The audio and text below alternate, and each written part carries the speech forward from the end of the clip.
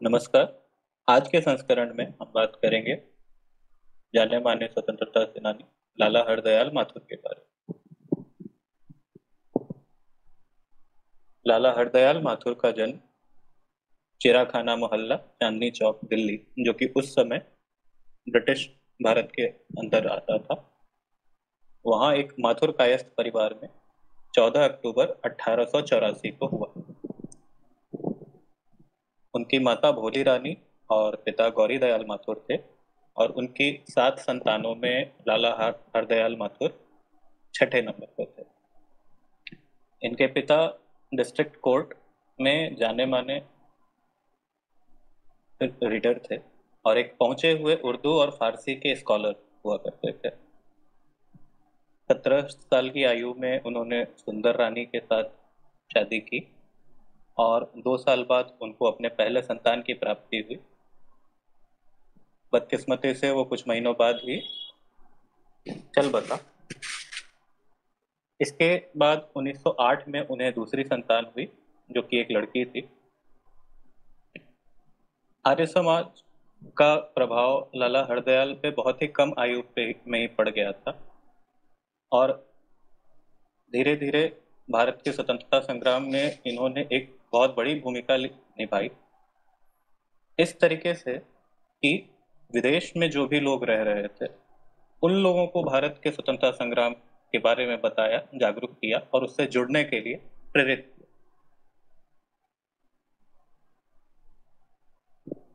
लाला हरदयाल माथुर एक बहुत ही मेधावी छात्र और एक पॉलीमैथ थे, यानी कई सारे सब्जेक्ट्स में इनको महारत हासिल थी। उन्होंने अपनी शुरुआती शिक्षा कैम्ब्रिज मिशन स्कूल से की। उसके बाद उन्होंने सेंट स्टीफन कॉलेज नई दिल्ली से संस्कृत में बीए किया। फिर पंजाब यूनिवर्सिटी में उन्होंने दाखिला लिया, जहां से उन्होंने संस्कृत में ही एमए किया और यहाँ पर उनकी परफॉर्मेंस इतनी अच्छी थी, उसके लिए सरकार ने उन्हें 200 पाउंड, जो कि अभी के समय में लगभग 65 लाख रुपए होता है, उसकी स्कॉलरशिप उन्हें दी। इसी स्कॉलरशिप के आधार पे उन्होंने 1905 में ऑक्सफोर्ड यूनिवर्सिटी में दाखिला लिया, जहां उन्होंने 2 और स्कॉलरशिप्स अर्न की। हालांकि पाश्चात्य शिक्षा प्रणाली को उन्होंने एक अपूर्ण शिक्षा प्रणाली मानते हुए, एक कमजोर शिक्षा प्रणाली मानते हुए बाद में इन्होंने वहां से पढ़ाई छोड़ दी थी। इसी वजह से 1907 में उन्हें इंडियन सिविल सर्विसेज का भी ऑफर था, जिसको कि उन्होंने नकार दिया। इसके बाद वो यूएसए चले गए और वहाँ स्टैनफोर्ड यूनिवर्सिटी में इन्होंने दाखिला लिया एक टीचर के तौर पर, और जो कि उस समय के भारतीयों के लिए एक बहुत ही रेयर चीज हुआ करती। लाला हरदयाल माथुर एक आइडियलिस्ट थे, स्वतंत्र भारत के एक बहुत ही स्ट्रांग समर्थक थे, एक ओजस्वी वक्ता और एक उतने ही जबरदस्त लेखक हुआ करते। उन्हें 17 अलग अलग भाषाओं में महारत हासिल थी। उनकी कृतियों में से कुछ यहाँ पर लिस्ट की हैं हमने, जिसमें से our educational problem, thoughts on education, social conquest of Hindu race, writings of Lala Hardayal, hints for self culture, glimpses of world religion, the Bodhisattva doctrines, 44 months in Germany and Turkey, travel religions and a modern life, गदर, ऐलाने जंग, जंग the हाका, ये तीनों पत्रिकाएं हुआ करती थी। और लाल कलर में मैंने इसलिए मार्क किया क्योंकि इन्हें सेडिशन का चार्ज लगा के अंग्रेज सरकार ने बैन कर दिया था। इसके अलावा उन्होंने अपनी आखिरी कृति 12 रिलीजन्स एंड मॉडर्न लाइफ भी लिखी। भारत के स्वतंत्रता संग्राम में जहां तक बात की जाए तो महात्मा गांधी के भारत आने के पहले, यानी शुरुआती 20वीं शताब्दी में, लाला हरदयाल माथुर और उनके साथी लोग एक स्वतंत्र भारत के लिए बहुत ही एक्टिव तरीके से काम कर रहे थे और इस चीज का बीजारोपण उनके कॉलेज के समय में ही हो गया था, जब वो पंजाब यूनिवर्सिटी में पढ़ते थे, जब यंग मैन क्रिश्चियन एसोसिएशन के सेक्रेटरी के साथ उनकी बहस हुई। यंग मैन क्रिश्चियन एसोसिएशन जो था वो वहाँ के लोगों के लिए एक मिलने जुलने का, समय व्यतीत करने का एक क्लब सा हुआ करता था, और उसमें कुछ भेदभाव इन्होंने महसूस किया, जिसके बाद इन्होंने यंग मैन इंडिया एसोसिएशन की नींव रखी। और इसी यंग मैन इंडिया एसोसिएशन के इनॉग्रेशन सेरेमनी में उनके फिलॉसफी के टीचर हुआ करते थे प्रोफेसर मोहम्मद इकबाल, जिनका नाम किसी पहचान की मोहताज नहीं है। ये वही हैं जिन्होंने सारे जहां से अच्छा हिंदुस्तान हमारा गाया, और ये वही समय, वही जगह थी जो ये इनॉग्रेशन सेरेमनी है, जब इन्होंने ये गीत गाया था। और इतिहास में पहली बार ऐसा हुआ जब किसी सेरेमनी के चेयरमैन ने गीत गाया। सन 1908 में लाला हरदयाल इंडिया वापस लौटे, क्योंकि उसके पहले वो विदेश में थे।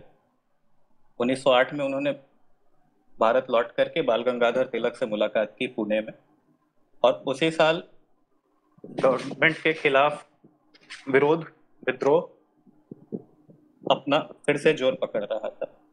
और लाला जी के भाषणों से प्रभावित होकर के स्टूडेंट्स ने कॉलेज छोड़ दिए, सरकारी कर्मचारियों ने अपने जॉब से रिजाइन कर दिया, और इसका ऐसा प्रभाव पड़ा कि गवर्नमेंट ने डर करके इनको अरेस्ट करने की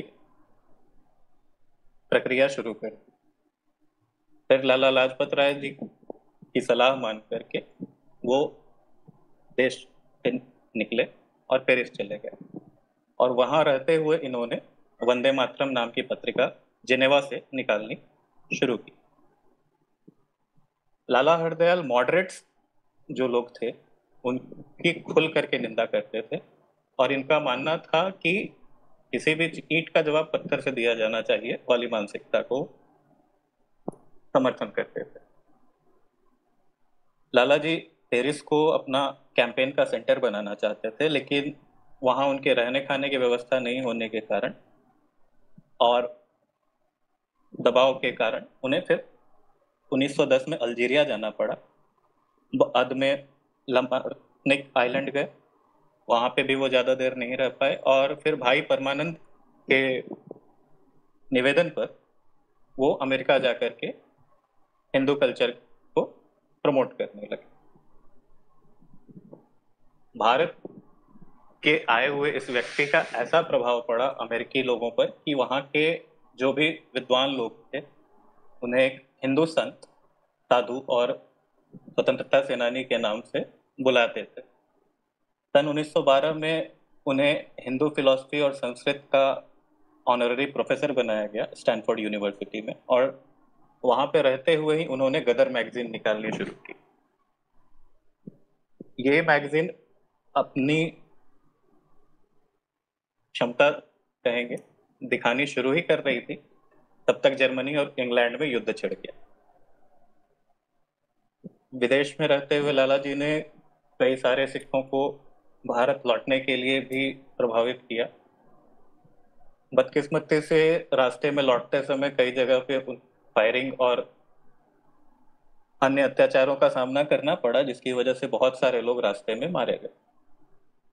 गदर मैगजीन का वर्णन इम्पोर्टेंट है क्योंकि हिंदुस्तान गदर पार्टी, जो कि 1913 में हरदयाल और सोहन सिंह भाकना ने स्थापित की थी, इसका नाम उसी गदर मैगजीन से आता है। और हिस्ट्री जब आप पढ़ेंगे, भारतीय स्वतंत्रता संग्राम के बारे में पढ़ेंगे, तो गदर पार्टी का एक अच्छा खासा उल्लेख आपको जानने को मिलेगा। गदर पार्टी का एम था कि ब्रिटिश इंपीरियलिज्म को क्रांतिकारी तरीकों से हटाया जाए। जो काम लाला हरदयाल अमेरिका में कर रहे थे वही काम भाई परमानंद भारत में कर रहे थे, और इसकी वजह से इन दोनों को ही गिरफ्तार कर लिया गया था। भाई परमानंद को पहले मौत की सजा हुई, लेकिन बाद में उसको काला पानी की सजा में बदल दी गई। हालांकि वो भी मौत की सजा से कम नहीं थी, क्योंकि सभी जानते हैं कि काला पानी जाना मतलब कि वहां से व्यक्ति वापस नहीं आता था। लेकिन हरदयाल जी जो थे उन्होंने अपनी बुद्धि का प्रयोग करते हुए स्विट्जरलैंड खिसक गए और जर्मनी के साथ मिलकर के भारत को स्वतंत्र करने के लिए कोशिशें उन्होंने शुरू की। जब जर्मनी युद्ध के उत्तर भाग यानी कि बाद के समय में हारना शुरू हुआ, तो फिर वो वहां से चुपचाप स्वीडन चले गए। वहां जाकर उन्होंने वहां की भाषा सीखी, हिस्ट्री, म्यूजिक, फिलोसफी आदि पर स्विस भाषा में उन्होंने लेक्चर्स दिए और उस समय तक वो विश्व की 13 भाषाएं सीख चुके थे। अपने जीवन के बाद के हिस्से में संभवतः इस वजह से कि जो फ्रीडम स्ट्रगल था वो उनके मन मुताबिक या जैसा उन्होंने सपना देखा था उस हिसाब से ना होते हुए एक अलग रुख पकड़ रहा था, तो उन्होंने एक्टिव पॉलिटिक्स से खुद को अलग कर लिया और रिसर्च और राइटिंग में ही अपना पूरा पूरा समय व्यतीत करने लगे। 1927 में लाला जी को भारत लाने की कोशिश की गई, लेकिन वो नाकाम हुई और उन्होंने कहा कि मैं इंग्लैंड में ही रहूंगा। और जब वो वहां रह रहे थे उस समय उन्होंने डॉक्ट्रिन्स ऑफ बोधिसत्व, जो कि उनकी one of the greatest creations मानी जाती है, और इसकी वजह से उन्हें यूनिवर्सिटी ऑफ लंदन के द्वारा पीएचडी की डिग्री भी दी गई, उसको लिखा। बाद में उन्होंने hints of self culture, hints माफी चाहूंगा, हिंट्स फॉर सेल्फ कल्चर, वो भी लंदन से ही प्रकाशित की और वो भी उनकी एक क्लासिक कृति मानी जाती है। उनकी आखिरी किताब 12 रिलीजन्स एंड मॉडर्न वर्ल्ड में उन्होंने मानवता पर ज्यादा जोर दिया और इंसानियत को अपना धर्म मानते हुए उन्होंने लंदन में ही इंस्टीट्यूट ऑफ मॉडर्न कल्चर की स्थापना की थी। उस समय के ब्रिटिश भारतीय सरकार ने उनको 1938 में भारत आने की अनुमति दी थी और जैसे ही उनको ये अनुमति मिली वो वापस आकर के अपने देश के उत्थान के लिए काम करने को राजी हो गए। यहाँ अभी चल ही रही थी कि लाला जी वापस आएंगे या नहीं आएंगे, लेकिन अनफॉर्चुनेटली ये 1938 में फिलाडेल्फिया में 4 मार्च को उनका देहांत हो गया। ये भी कहा जाता है, जो उनके साथी लोग थे वो ये आरोप भी लगाते हैं कि उन्हें प्राकृतिक मृत्यु प्राप्त नहीं हुई बल्कि उन्हें जहर दिया गया। सच्चाई समय के साथ ही चली जाती है और हम और आप उससे बात कर सकते हैं। मुख्य बात ये थी कि लाला हरदयाल जी ने एक अलग रुख पकड़ा। उग्र थे लेकिन उन्होंने हथियार नहीं उठाया, शिक्षा को अपना हथियार बनाया और उससे लोगों को प्रभावित किया। इससे मैं किसी और को कम आंकने की बात नहीं कर रहा, मैं ये कह रहा कि एक तरीका ये भी था जो कि हमारे क्रांतिकारियों ने इख्तियार किया और सभी लोगों को जागरूक किया कि वो आकर के हमारे स्वतंत्रता संग्राम से जुड़े और उसको सफल करें।